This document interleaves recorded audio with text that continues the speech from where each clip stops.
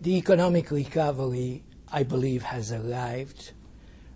It is a global recovery. It is a recovery that first materialized in Asia, pulled along to a considerable extent by China, but also the domestic stimulus policies that were practiced throughout Asia.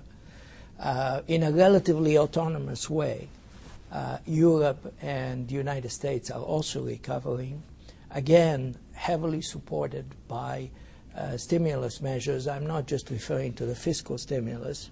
I am, of course, referring to the financial rescue packages and to the very important steps taken by central banks to provide liquidity and to lower policy interest rates.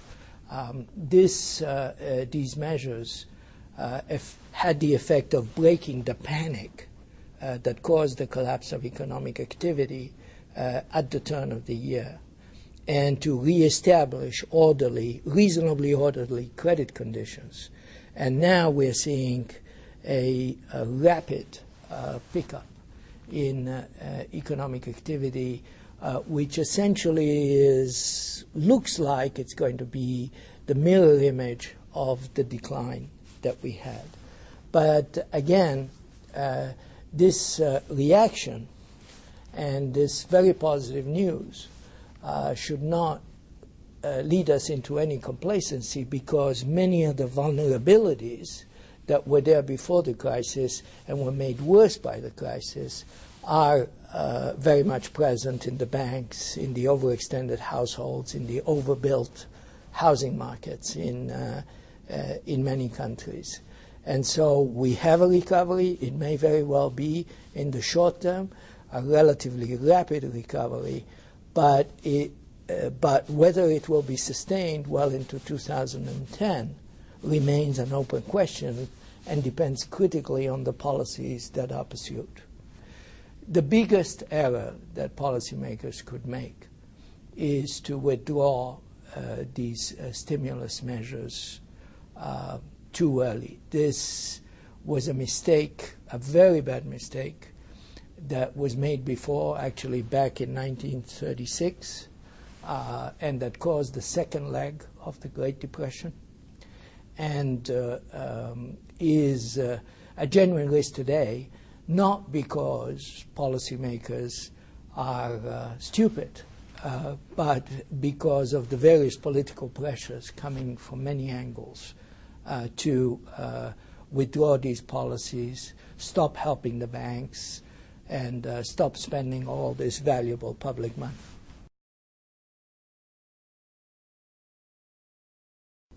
Well, the current G20 summit, to lower expectations, is billed as a stock-taking summit rather than a summit where a lot of new ideas are coming on the table. And so you have the customary gargantuan communique that covers every possible issues. But in terms of the real discussion among leaders, which, by the way, is not easy to predict in advance because leaders are leaders, they tend to do what they want to do.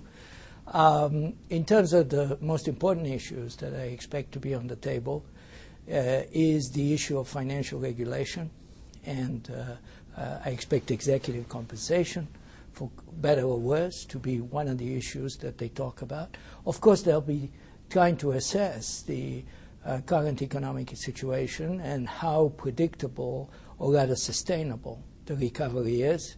And then another very important item for discussion, I suspect, will be the speed at which government support policies will be withdrawn. The U.S.-China trade dispute on tires will have, in my view, a negative effect on the discussions because coming so soon before the meeting begins, and these measures which have been taken by the world's largest economy, the leader of the G20, the United States, I think it will increase the degree of cynicism about protectionism and about the ability and the legitimacy of U.S. leadership of the discussions. I think also that China's collaboration in just about every area of the G20 agenda is crucial.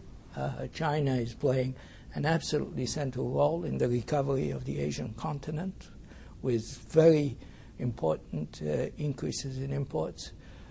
So this will, I think, sour the atmosphere and gives the wrong message.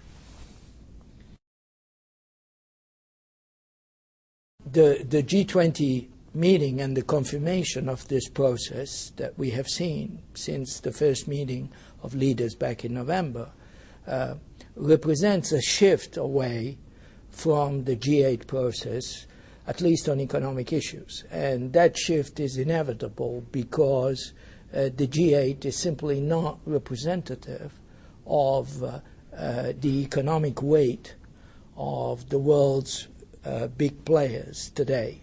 The economic weight of China, of India, of Brazil, and other developing economies is such that they must be included in these deliberations of international economic strategy.